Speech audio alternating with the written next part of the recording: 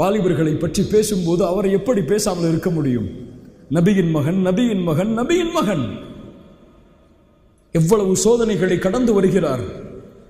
ஒரு அரசவையில் ஒரு அமைச்சரின் வீட்டில் வேலையாளாக வேலை செய்யக்கூடிய வாய்ப்பு. அந்த பெண் அழகுள்ள குடும்பம் உள்ள ஒரு பெண் அழைக்கிறாள். ஹைதலக், என்னோடு வந்து சேர்ந்து கொள். கதவுகள் அடைக்கப்பட்டு விட்டது, சேர்ந்து கொள்.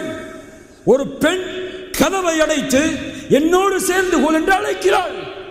ஒரு வாலிபர் பெருமையா ஒரு நீண்ட வாழ்க்கையை நபியோடு வாழவில்லை. கொஞ்ச காலம் தன் தந்தையிடத்தில் படித்த பாடம் அவ்வளவுதான் அவருக்கு. அதற்கு பிறகு மிஸ்ரில் அந்த அரசவையில் தான் அவருடைய வாழ்க்கை. யூசுப் அலைஹிஸ்ஸலாம் சொன்னார்கள், அல்லாஹ் உன்னை விட்டு என்னை பாதுகாக்கட்டும். அந்த பெண் அழைக்கும் போது அவருடைய உள்ளத்தில் வந்தது இந்த வெட்க உணர்வு. அல்லாஹ் பார்க்கிறான்.